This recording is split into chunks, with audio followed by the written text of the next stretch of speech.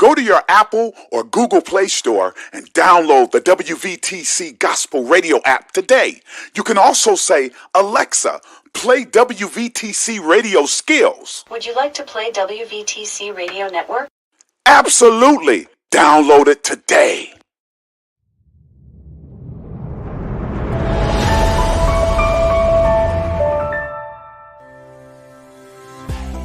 Welcome to WVTC TV Network, capturing family moments in real time, bringing families closer together from the comforts of home. We are unleashing something different to the world. Start your subscription today for the low price of $4.99 per month or $55 annually. Go to www.wvtctvnetwork.com to sign up today. WVTC TV Network is streaming live on 8 different platforms. You can easily download the WVTC TV Network app on the Apple Store, Play Store, Roku, Fire TV, and more. Here at WVTC TV, we have access to movies that everyone can enjoy, including independent films, Sons of a Preacher and a Good Thing, Treasures of Life, the epic drama, The Passion of the Christ, and the box office hit Madagascar Escape to Africa. Remember, go to www.wvtctvnetwork.com and sign up today.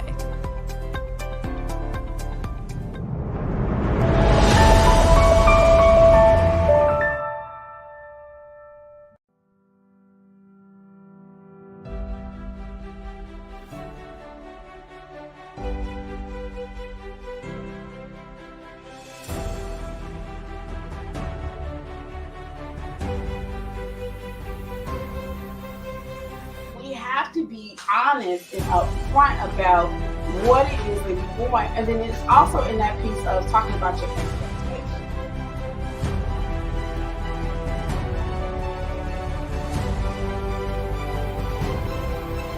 Fred, he's henpecked. I always say there's nothing wrong with henpecked as long as you protect that.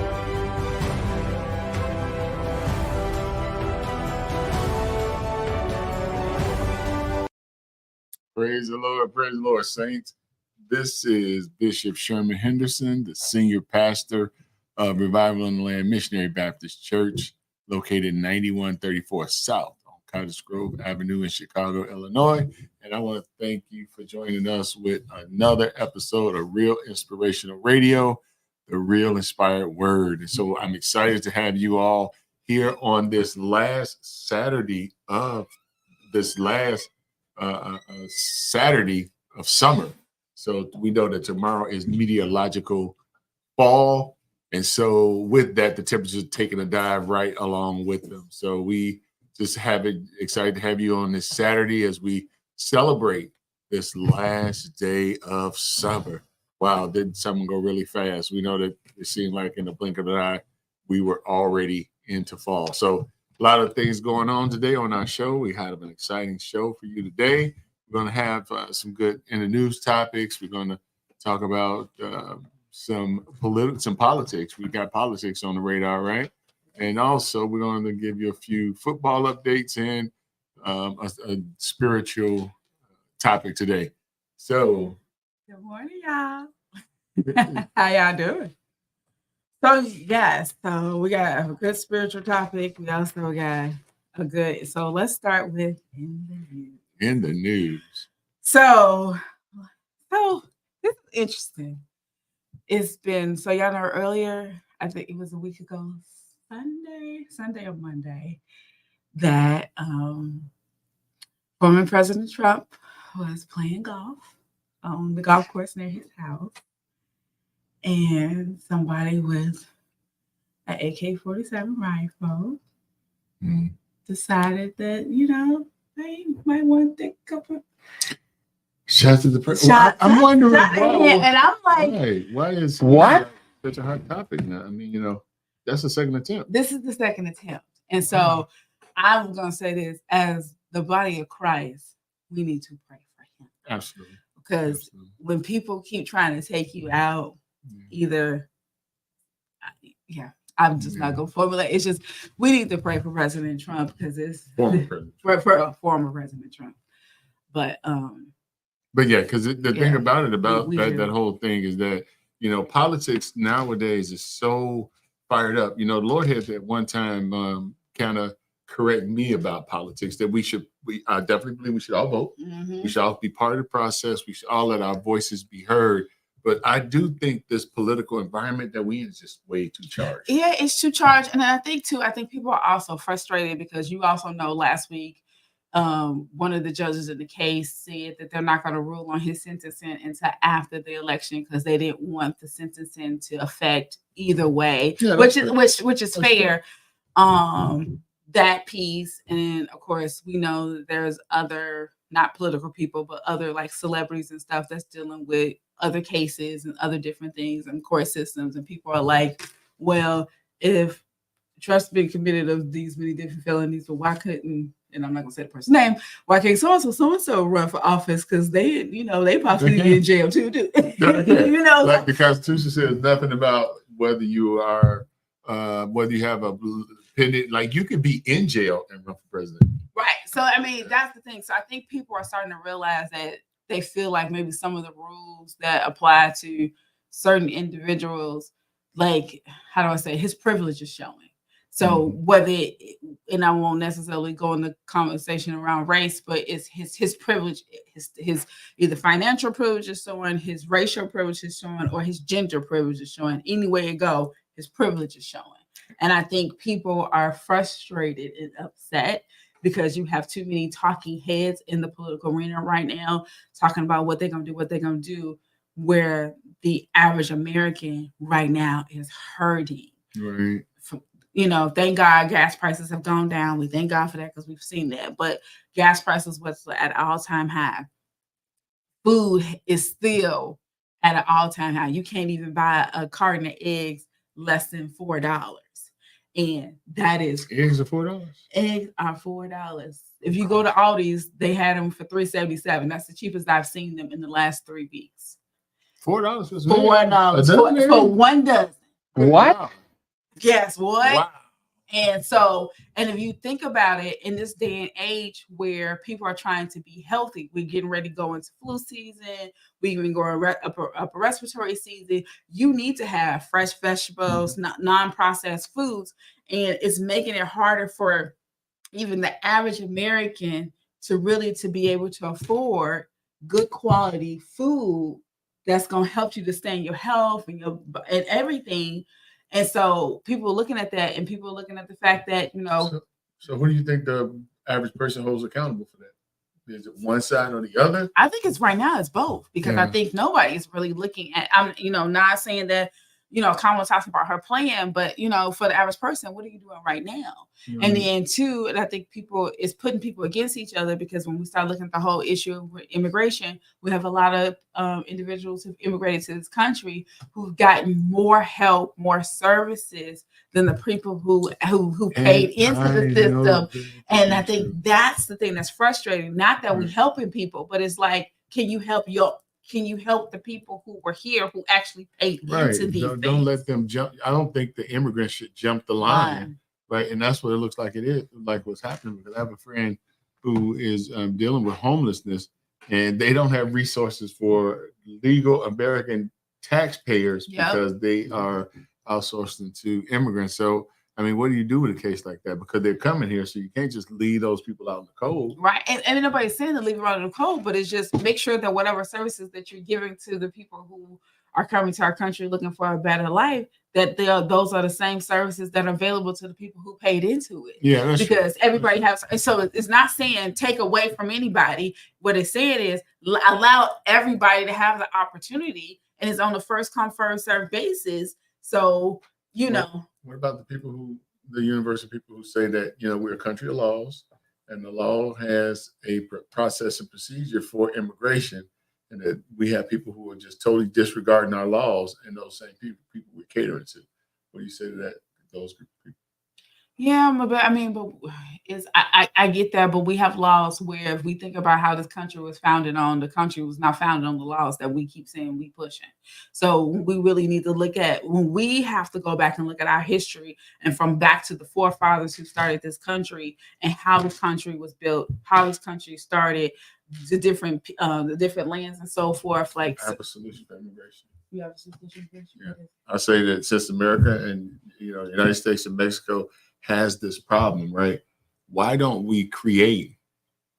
Mexico give a portion of their land and we create a sovereign space in that like a city that can hold 5 or 10 million people while they are going through the immigration process? Yeah. Like what stops us from doing that? Nothing. Because that's I mean, because you can't just here's my feel. You can't just have people disregarding the law. Once you have people disregarding the law in one area, all the law goes out. Right? You either follow the law or you don't. You're either law abiding or you're not. But at the same time, we had this problem with people getting in here. What better buffer would there be if we created a city at the border where they would be under American, control, for lack of a better term, while at the same time they're in the process of immigration, and it should be Mexican land because that's where they're coming from. They're all Mexican. Most of them are Venezuelan. But why don't we create that what we can call that transition city? Yeah. I mean, it would build American jobs, right? Because Americans would have to go down there. Our companies would have to build out. That would employ a lot of people, and it would provide a space. And then also have that buffer. So now outside of this city, you got this big old buffer zone that nobody should be in. And then I think it's also too, like, we already know that they're paying the farmers across our country in many states not to overproduce because they don't want to oversaturate. Why don't we use that overproduction and then put it into those spaces? So like even when we talk about homeless, but also we're talking about hungry. We have the ability, if we're paying farmers not to overproduce, allow them to overproduce, and what that extra is, that overflow is, allow them to take that and be able to put it in the food banks, put it into the shelters, put it in the places where it is for those who are less fortunate, and then the different charities and different places that already take donations and so forth, allow those farmers to be able to get tax write-offs for it, or whatever company that's just distributing it, get tax write-offs for it. And then like those are legitimate things. So not only are you building your business, keeping your business afloat, keeping your lands thriving and healthy so they can grow and prosper, but also you feeding the hungry and those who are less fortunate. So you're doing what the Word of God tells us to do. Right. I just believe that there are practical solutions to every problem that we face. I just think that now I love our political system, right? So I do think we should have two parties. I don't think it should just be one party, and I don't think it should be three. I think two is the number. I just think that one of the drawbacks to that is that you're always going to have that infighting because the nature of their business is to get elected. So you have to show how you're better than the other person. So I get all of that, but I just think that there's not a will to fix problems. I believe that politicians have figured out that people are most motivated by need. Yeah, they are. So, and we know we don't have all the solutions to fix the world problems, but I think it's things for us to be mindful for. And we just in a different season, y'all. And I think so many people are going through everyday life thinking, oh, it's just like it was 2 years ago. It's just like it was. No, we're in a new season. We're in a new time. We're in a new spiritual season, new level of elevation. Like you're saying, we're in harvest time. And I want us to really think about and really ask God, what is it that you're having us to do? Because God is elevating, God is moving, and God is pushing us into another level of ministry, another level of evangelism, another level of compassion, another level of business. And I think we need to get out of the rut of this is how it's always been, because God is shaking up. This is how it's always been. We're just in a season. But I guess life is always a season of transition. We say that now just because this is our dispensation. But we're in the season of transition. The world we live in is going to be radically different 5 years from now than it is now. And I don't mean to go off topic, but if you look at, for instance, at AI technology is off of the chain. It is getting to be with something that I think needs to be regulated by the government. Oh, Although yeah. the government are probably not the right ones to do it because I it know. tend to be people who are not tech savvy. But I do think there needs to be some safeguards around. Yeah, AI. because it's too much stuff. Because the fact that we seeing reels and stuff with being people's like images of celebrities and like images of individuals, but that's not them. That's not their words. Right. So it's So how are we gonna know what's true anymore? Oh, hey, Wani, I think it is. Yeah. She said we have to first acknowledge our citizens first. Yeah, and it's true. And I think it's something that we just need to be so mindful of, because we don't want, we just have to be in a different space. Right. Exactly, because I just think that first of all, we have a lot of needs, right? Yes. And there's only so big a bucket of money. And I just think that we got to come up with new solutions. Mhm. But people are only going to be motivated by profit. So if we just say that we should do things because it is just organically the right thing to do, it's not going to be motivational. Right. But if you think about ways that we could Right thing to do. monetize Yeah. doing the right thing, I think you get a lot of movement there. Yeah, I think so. So, that's our Trump news. Our Kamala news, just she's pushing through, y'all. She's backing those trailblazing states. It doesn't Wani says again, welcome Wani. She said it doesn't make us less compassionate. That's right. It doesn't make us less compassionate. And I think one of the things that we just need to be mindful of is just, having a heart after God and just making sure that we continue to do what the word of God tells us to do.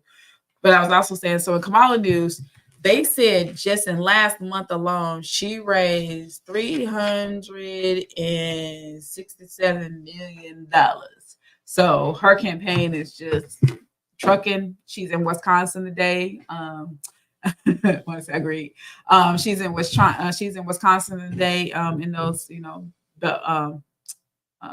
sway states, just to kind of continue to push and so forth. So this is going to be a very interesting election. The election is only 45 days away. I know. Wow, it seems like it's coming up pretty quick. Wow. Do you think we can have regular TV back after this election? I just want regular TV back. I don't want to see another paying political ad. You know what? The funny thing is, I'm at the point now where I only watch certain things on TV, and it's not regular TV.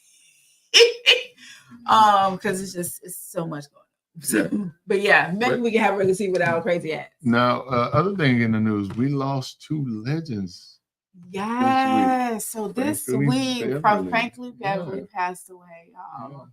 And all of us, Frank Luke Beverly was rolling around the world. I can't even say it was a Chicago thing, though he was based in Chicago. He's rolling around the world because even in Japan, they were saying that they were doing a dedication to him. And in Japan, really? Now Frankie, he made most of those 3 little albums, didn't he? Yes, he did. He did. Yes, but they were all. It's like every song on them was good, and so yeah, Frankie is definitely going to be missed. I remember I went to go see his concert about 4 years ago, and I thought he was going to retire. Mm-hmm. Then he was talking about retiring, and he was older. But the only thing that kind of gets me is that he didn't get to retire long. He retired a couple months, and then he passed away. Yeah. And then James Earl Jones. Yeah, I know. Now that was. I am your father. Yes. Well, I mean, he just had a voice. Yeah. That was just. Yeah. Luke, I am your father, and he was also the voice of. He had so many different voices of Mustafa. Yeah, Mustafa. Yeah. Mm-hmm. Absolutely. It was just so many different things, and his acting career, his theater career. He was just. And he lived to be 90. Yeah, wow. Amazing. Wow. And so, we did lose some greats this week. Yeah. And when you think about all the people that we've lost in 2024, my goodness. Yeah. Whew. So we do that. Also, we wanted to talk about some things going around in the city. So one of the things we're going to talk about, things going around in the city is the Tito Jackson. Oh, yeah, I was saying, one person. Tito Jackson passed away at 70. Tito, bring me some tissue. Yeah. Wow. Now you said some things are happening around the city. Good morning, David. How are you? We said don't forget to play. Hey, yes. So things happening around the city. So this weekend is 25th anniversary of the Inglewood Jazz Fest. Y'all, they've been doing it for 25 years. So if you go out to Hamilton Park today, right after the show from 12 to 6 p.m., it's a free concert. So check out some jazz and so forth.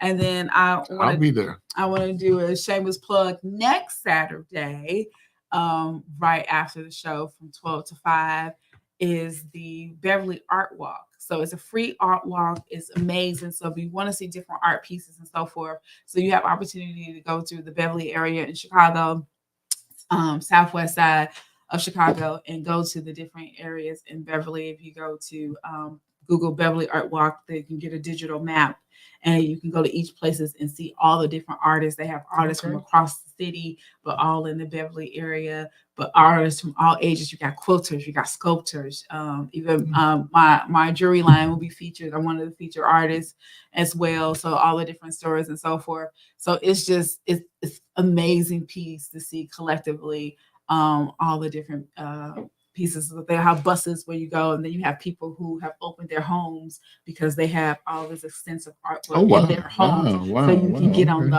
the art walk and go into the home studios and so forth. So it's amazing. It's amazing, but it's a free, fun family event. You know, there'll be opportunities to, you know, to purchase different art pieces and different things from the different artists, but there'll be food and so forth. So just a great thing. So that's next Saturday from 12 to 5. Wow. So, well, take pictures for me. I'll be out of town, but take pictures for me. And next time I would love to go. I love art. And that's something good in the hood. They do it every right? year. It's a free event every year. Wow. Okay. So then we know that we have, what's our relationship question today?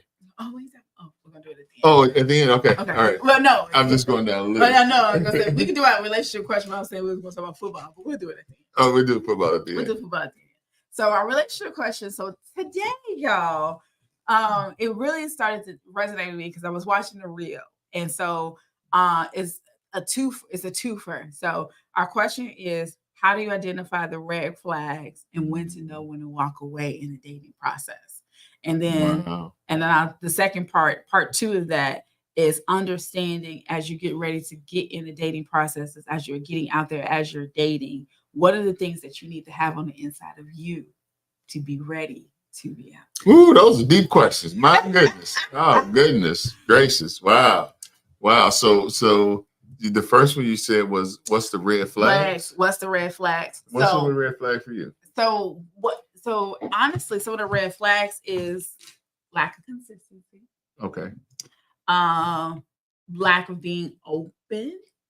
So communication And being vulnerable. The other red flag is moving too quickly. Moving too quickly, yeah. Moving too quickly is a red flag. Because it always seems like when that happens, that it is, you have this ramp up, and then it's hot and heavy, and then it goes, you know, it's fast. So, you know, relationships are better when they are on a steady incline. What do you think about that? And then the other one is when the person won't prioritize you or the relationship. Explain. So what I mean by that is prioritize you. If you are in a relationship with someone, they're dating you, and they don't want to give you any time. Yeah, that's true. That is a very interesting thing. But you know, I'm gonna go back to attachment styles. You know, some attachment styles are like that, and I'm not excusing the behavior at all, because it's very difficult to be in a relationship with somebody who's absent from the relationship. Yeah. You know?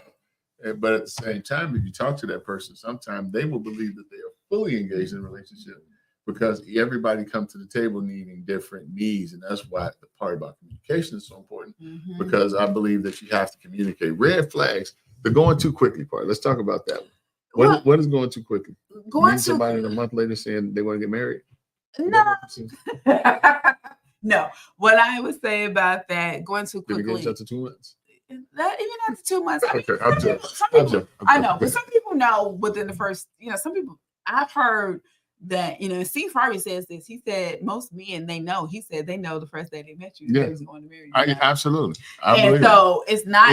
Any men out there, can y'all chime in on that? We were supposed to have a survey on that. Actually. Oh, yes, we were. But yeah, I believe that's true. Men know their wife when they first see them. They know their wife when they first see them. So going too quickly is just moving too fast and having the opportunity to get to know each other. So it's like, okay, so we dating, then then like in week 2 I met your family, then week 3 And then, like all these other different pieces pushing you to the point where have I gotten the time to fully understand who you Because that, are? I mean, honestly, I like to joke a lot, but honestly, that is true because when you meet somebody, you had this perception of who they are, but then when you actually meet them, as you begin to get to know them, you notice different things about them that you probably didn't consider. And so, and that's with anybody. What do they say? Never meet your heroes, because if you do, you're probably gonna be disappointed. Yeah. So, and I think it's important so that you take the time, and that's why, and also moving too quickly, not letting it to happen naturally, because moving too quickly, sometimes you're forcing it. One said, as we older, we know fast because we have experienced things. Yeah, it's true. And I think the key important of it is allowing yourself to let it move naturally. And moving naturally is like you gracefully, like you're not pushing like, okay, I want to meet your family. I want to do this. Okay, I want to go on this trip. I want to go do this. It's like, okay. It's like, oh, well, you want to go? It's something that doesn't. It's a flow too. It's like a cadence. It's like a lazy river. It's like a lazy river. It's just flowing right along. And when you know that it is naturally, you will just allow the person just in. So if it's a person who's trying to get to know you and so forth, you'll find yourself telling them stuff that you really weren't trying to tell them, but it just came out. Or one says yes. And then it's also the thing of understanding, like, just how you work to the comfortability, the safety that you feel, the trust that you feel. Because it was interesting. I was reading in my devotional this week, Pastor, it was Liza Torkelson, and she talked about we need, and this is us with our relationship with God, but also our relationship with others. She said that what you don't trust, you try to control. Oh, and that's powerful, because if you don't trust God, you're trying to control every situation. So whatever you need God to do for you, instead of you allowing God to do it because you don't trust him, you're trying to take it over. Or you're trying to make God part of your agenda rather than you being part of his agenda. And if you think about it in relationships, that's the same thing. How many times where you have been in a relationship where the person has tried to, where you talk, the way you walk, the way you dress, how you move, how much time you spend together, like they're controlling every faction. They haven't allowed you to breathe and be yourself. And that's the whole thing, is that, and that's one of the things about getting into relationships, and why that foundation you build at the beginning of a relationship is what you build off of. It's kind of like Jenga, right? Mm-hmm. If you got a janky base, the rest of that relationship is going to be janky. So you have to spend time getting to know each other, making sure that you are talking about each person talking about their needs, right? And also making sure that you're taking time to get to know each other, because the worst thing that happens is that one person has one expectation and the other has another. And the very worst thing that somebody can do is be in a relationship with somebody who likes them too much more than they like them. Yep, because then it hurts the person. And Wani said this too. Do you think we can be in the right season for each person? And that's true. And I think it's important too. And the one thing I want to say too is the person who wants to quit too easily. That's another red flag. Oh yeah. Because in relationships, you need to have this steadfastness. You need to be able to to be completely all in. And the truth of the matter is, and I know, and I'm gonna say this as a woman, and as some of my friends. So this is Marquise saying this from my own experience, is that sometimes your friends that be trying to give you advice, so you need to hear, but then ask for wisdom. And then move in your vein and not moving what they're telling you to do, because sometimes you may miss out on your blessing. And I say that because of the fact that some of your friends may not have the I can withstand, I can endure, I can go through process. They don't have nothing to lose. And they don't have anything to lose. So they'll tell you, girl, I ain't gonna deal with that. Or your dude tell you, man, I ain't gonna deal with that. That's a lot of stuff I ain't gonna do. Y'all break up. And, they looking at them. That part. But then the other piece of it is that they may be looking at them, but it's also the pieces that you may have walked out of your blessing. God may be teaching you. And that's the thing that I want us to realize, that as we start to get into relationships, God is trying to mirror back to us. So when you look at your spouse, your significant other, God is trying to mirror into you in relationships. What is he trying to perfect in you? What is he trying to grow in you? What is he trying to provoke? Yes, keeping your court private. Also, one he says, but he's trying to perfect in you. He's trying to encourage you to be that perfect purpose person that he called you to be, and the person that he put in your life should be provoking those things out of you, but it should be provoked in a way that's out of love and joy and compassion. Because even when they may frustrate you, you can go back in your own reflective time and be like, oh, dang it, I ain't like what they said, but they telling the truth. And I need to rest. Because what my belief is, right? So my belief is, I kind of go back to, and I'll try to say it quickly, but I go back to why God created relationships in the first place. It was because, and it was just because Adam was here first, but he said that it's not good for people to live alone. And the next thing he said is that people need helpmeets. And I often think that those helpmeets are there to nourish each other, to encourage each other, to support each other.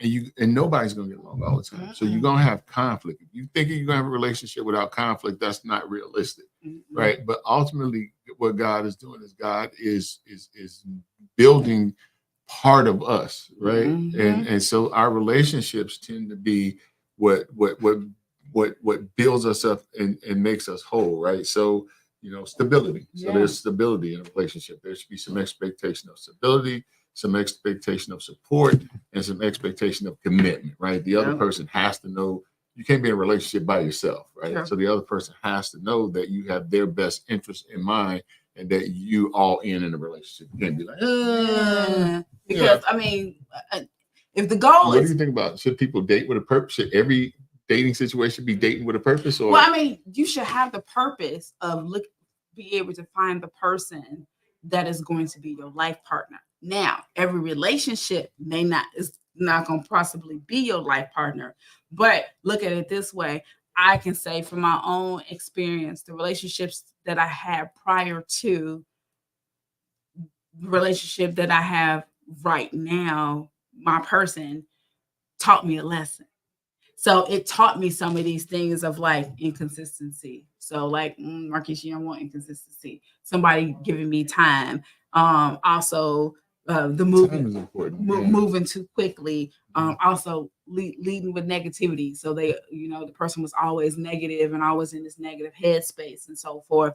And then also making sure does our core values line up. Right. And so, and I think these are key things. And I think so many times because our fleshly nature, God made us so that we need to be loved, for companionship, affection and support. We be in that place of like, I want somebody. We're not taking the time to pause and evaluate the somebody's right then and there. Right. And I think it's important. That's why I always keep saying, and because I know, as me being, I never thought I'd be in this place a year ago, being single, right? Yep.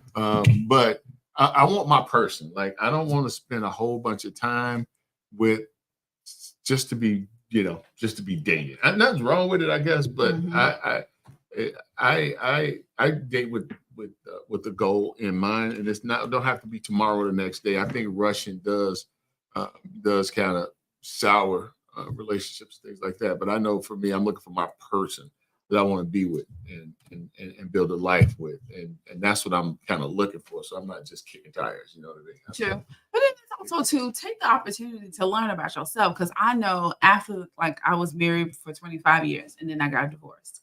And then when I got divorced, I tried to probably like 6 months later jump into a relationship. And I think God was trying to teach me A, to heal, B, to learn about me, C, understand what it is that I really wanted, and then work on what didn't work in the marriage and what did I really need.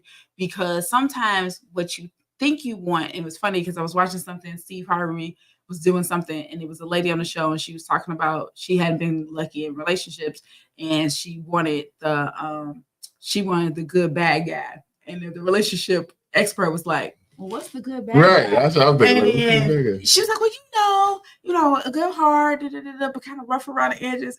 And then the lady said, do you realize what you just asked for is the mixture of values, and that mixture is not going to work together. And she kind of sat there. She said, and then Steve Harvey said, so how's it been working for you with the good bad guys? She said, well, they be working. She said, because you be getting more bad than you good, right?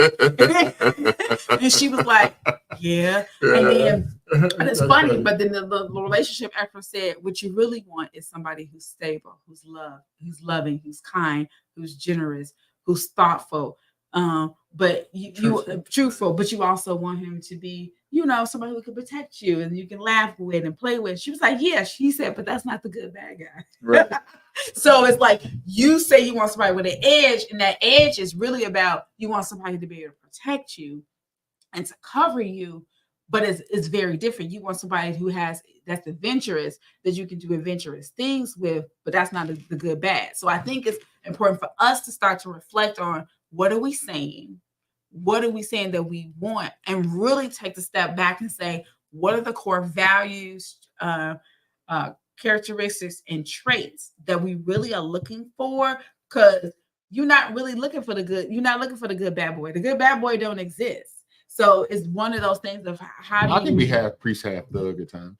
Yeah, but I mean, but truth for the matter is, the core of your heart is kind, thoughtful. Right. So like, yeah. So yes, you know how to protect and cover what you love. That's what people want, but you're not the person out here just doing crazy stuff either. So I think it's important for us to really start to think through those pieces. And I'm a big advocate for this. Write it down, y'all. Yeah. Write it down to the core. You know what?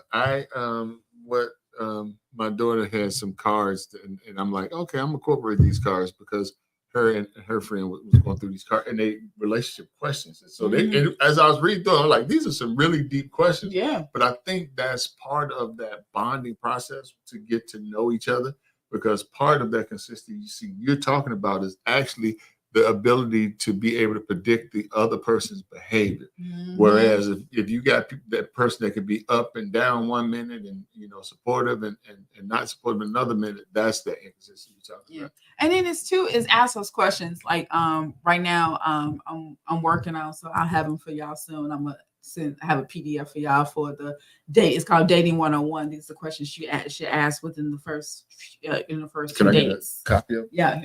Okay.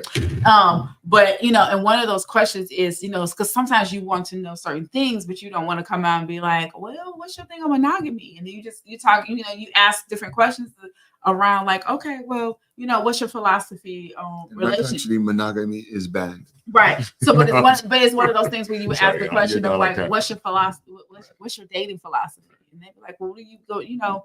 Well, are you like multiple people? Like, what is your dating philosophy? And then they'd be like, oh, but you want to cause a person to think. And then, like, if you really want to know about a person and their history and who they are, ask them questions about, what's your favorite childhood memory? Because in that one question right there, Wally says yes. In that one question right there, what's your favorite childhood memory? You've learned family dynamics. You've learned what they're passionate about. You learn what hurt them. Well, what was the one thing that embarrassed you as a kid? What was your embarrassing moment? You learn if they have a sense of humor. You learn if they got trauma. And so it's those things. It's asking these very pointed questions to get the answers that you're really looking for, without feel like the person is in an interrogation interview and y'all just having casual conversation. Because then they're gonna ask you, my favorite question is, if money was no object and you could do anything in the world, what would you do? Why, one thing is I wouldn't go to work. Then the second thing is I'd live somewhere tropical. That's what I would do. I would definitely live somewhere tropical. And I would, if I didn't have to work, I'd be a beach bum. Mm-hmm. I mean, a beach bum that spreads the gospel. See, I'd be like. But in all those things, I learned you like to travel, you like to have fun, you like warm climates, that you have a heart for other people because you talked about ministry. So you see how in all those things I learned, we just all learned 5 things about Bishop without me finding out. And so that's what I'm saying. Like, you want to have these conversations. And the other thing that I highly encourage, and I'm gonna put in the date on one question, is on when you have the first date within the first 2 weeks of you all getting to know each other.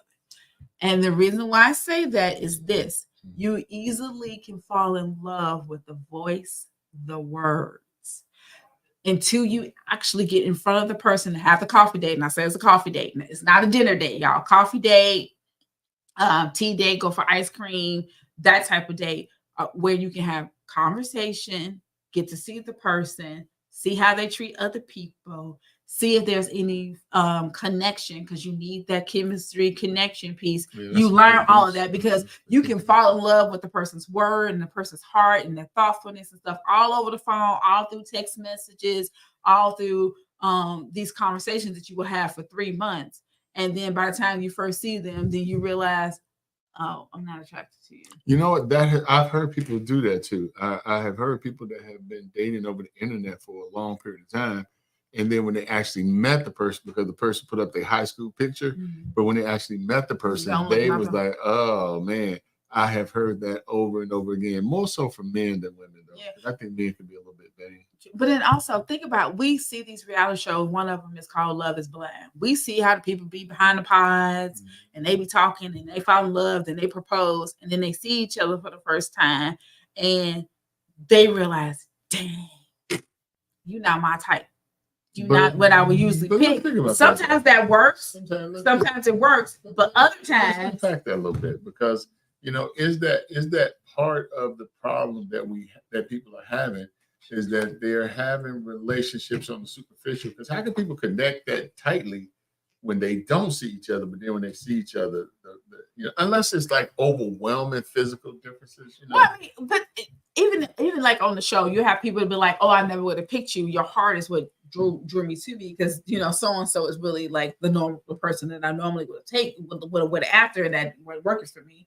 But what I mean about that is, if you meet the person, even after having this emotional connection with them, and then the physical is not there, you still need the physical piece to help the relationship grow, because you still want to be able to hug, you still want to be able to cuddle, you still want to have that affection. Look at them. Right. You still got to be able to look at them. And so, right. And so it's one of those things, like that's key and important. So I'm not saying that you base it off of that, but you want to have both. It needs to be both, because there are situations when people date, and I've heard of when each of them check off every box for each other.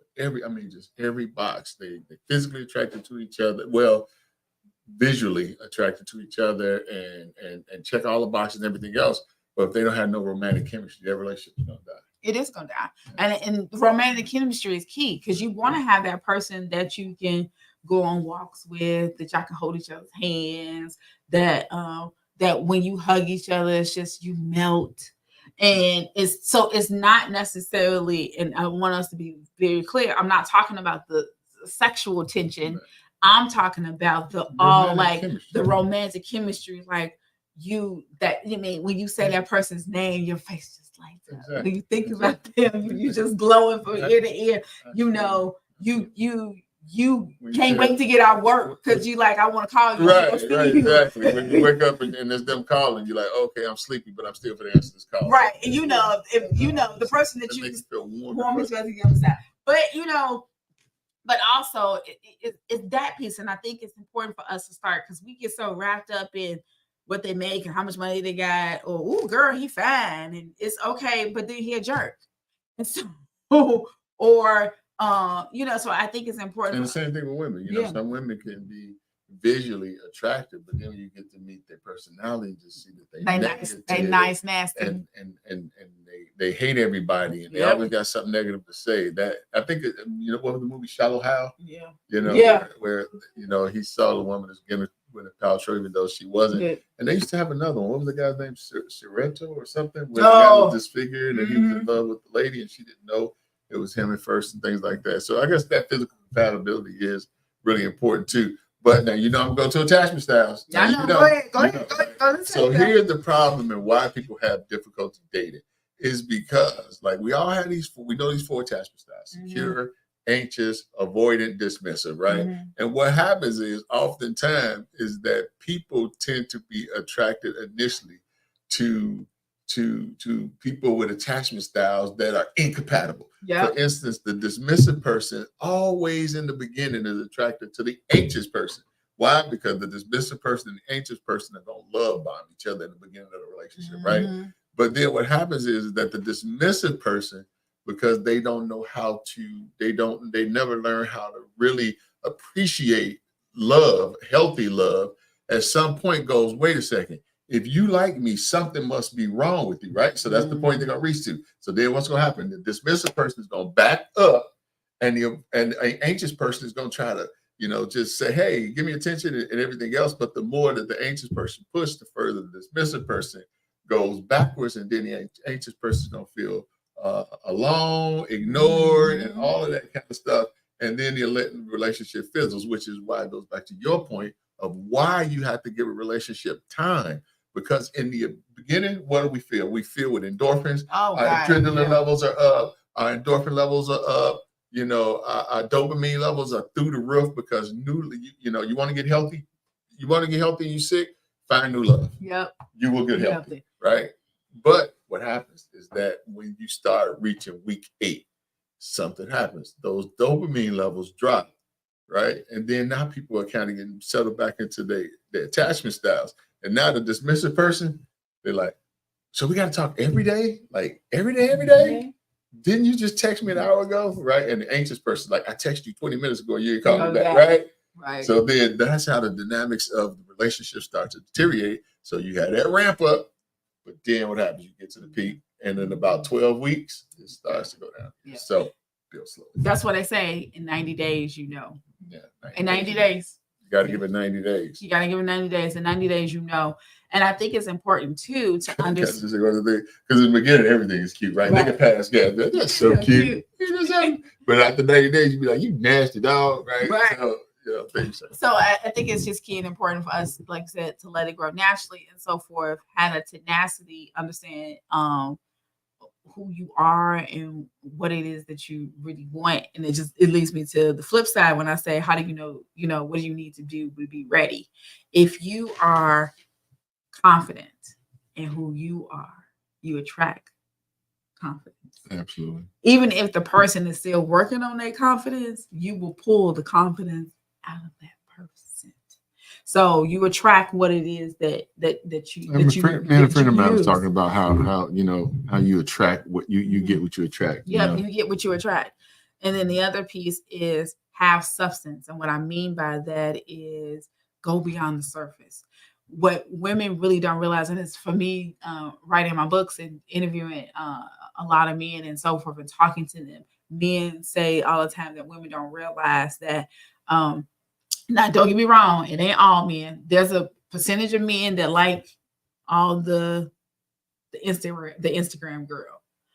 But the other 90% of men want a woman with substance. Absolutely. So they want to know who you are. They don't want just fake, shallow conversation, but they want to have deep, intellectual, spiritual, emotional conversations, activities. What are you passionate about? What is your goals? What is your heart after? All of those things. They want to have those conversations. And they have to complement, those qualities have to complement the other person. They do. You have too much of a mismatch, that'll cause things to go out of alignment too. You were saying something, you were talking about the piece about the Instagram model. Doesn't it amaze you when you look on Instagram and places like that, the amount of people who are physically attractive who say they can't find a mate? Yeah, that is amazing, right? Because they don't have any substance. And what people are starting with what I have heard from men say, and I've heard this from multiple men from different ages. They was like, yeah, the Instagram model is cute, but then when you talk to her, she's an airhead, or she, that's quotation marks. She doesn't have any substance. She can't think. All she cares about is her looks. And they also realize they don't like that. They want the natural. They don't want the woman who, and no knocking anybody. This is your thing. That's your thing.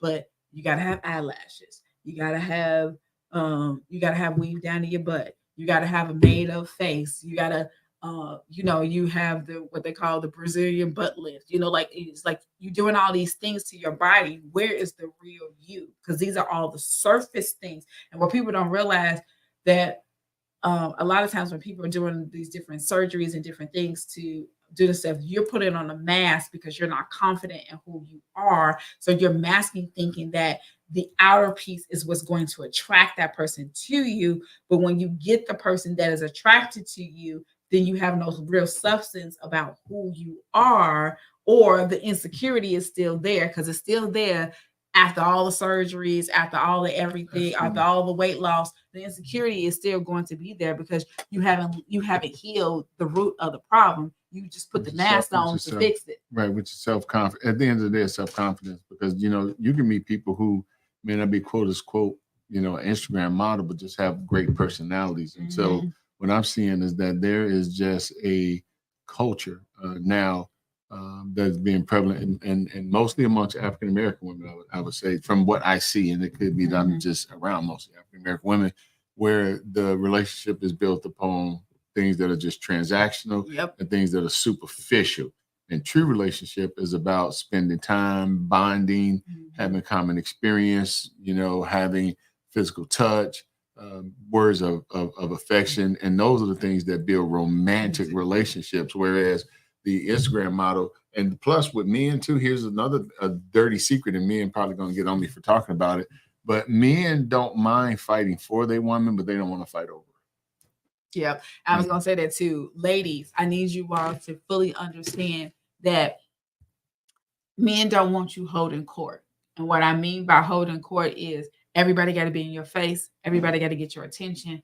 When a man feels ignored, if he's told you, I don't like everybody all around you, and it's not a control factor. Well, everybody in your face, I can't even spend time with you. We go out to dinner, people interrupting our dinner so they can hug you or so they can speak to you. And all this other stuff, well, you're like, well, I can't help it, I got all these friends. But the truth of the matter is, if their attention comes before what it is that we are doing, that means I'm not a priority. And that's how men think, and that's how they look at it. And so I need us to be aware as women that, like I said, it's the 5 things that brings the balance: God, you, significant other, family, friends.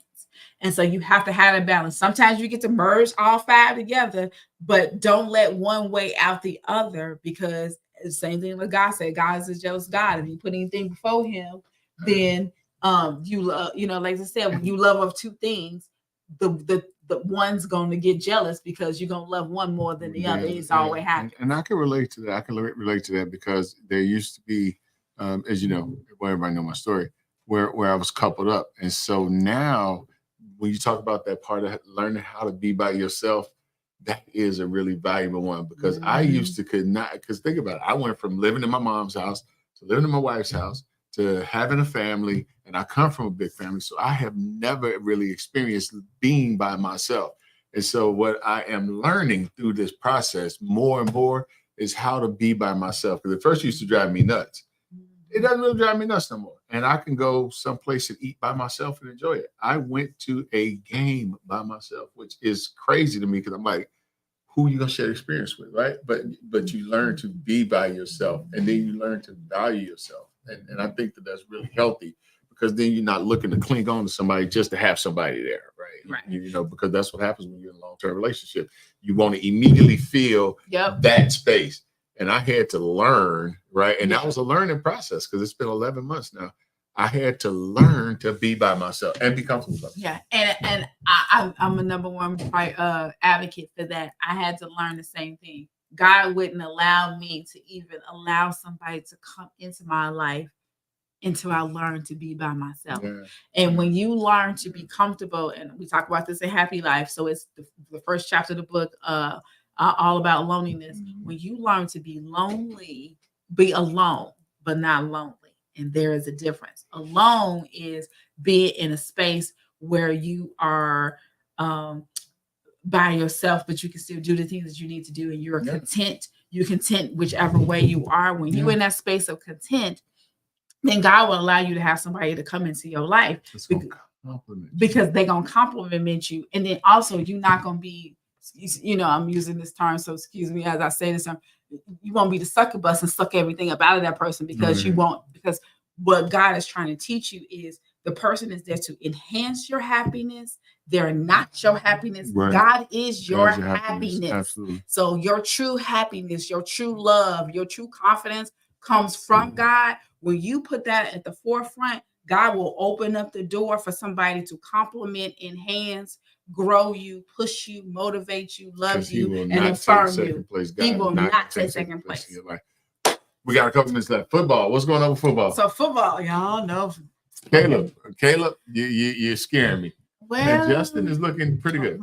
Yes. So mark my words, as I said, Chicago Bears, y'all didn't give my boy Justin what is he needed, because I'm sorry, we're going into week 3 and he's won how many games back to back? 2. Woo-hoo! 2. He's about to take Russell's spot.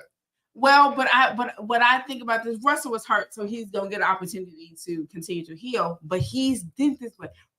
Russell is coaching Justin to give him what it is that he needed.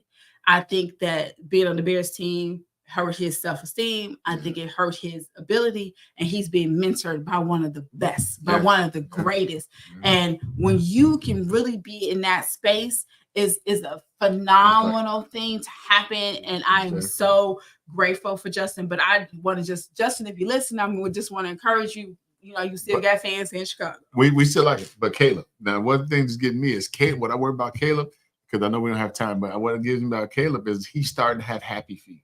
He looked so comfortable in preseason when he was playing against third stringers, but now he's playing against first string. He is looking tough. And what about your team, the Ravens? 0-2. Oh, I know. I feel bad for Lamar. And then the crazy part of it is penalties, and it's small things. Like Lamar looks great, but everybody on his team is having these.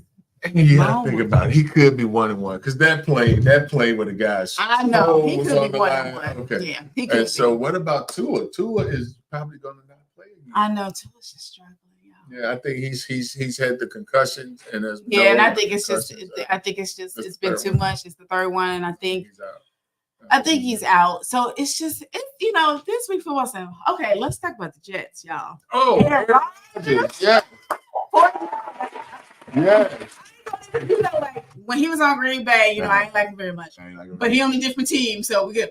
But Aaron Rodgers is doing a dynamic thing with his team. It's just like the Jets are doing awesome, y'all. Gosh, now I ain't gonna say that too much because I'm gonna be in New Jersey in a couple of weeks, so I'm not gonna say anything about the Jets. So, but it's been good. So third week of football coming up. Fourth week of football coming up.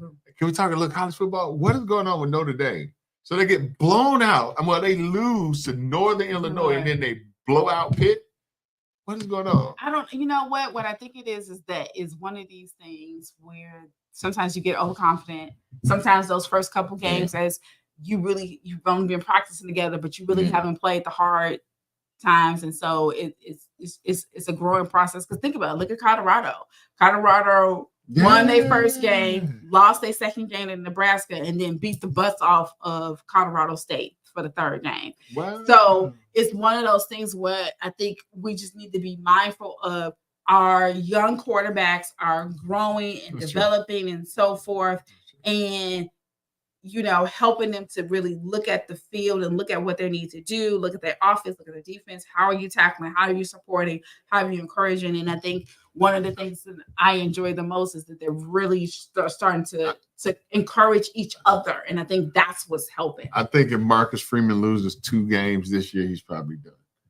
I think that's it, because Notre Dame has a real high standard, and it'd be different if they were losing to competitive teams. But, they lost last year to, oh my God, I think it was Marshall. Yeah. I mean, they will be up for the big games, but not up for the small games. So it's really getting me. So time flies when you're having fun. Yeah. This has been another week of the Ril Inspired Word.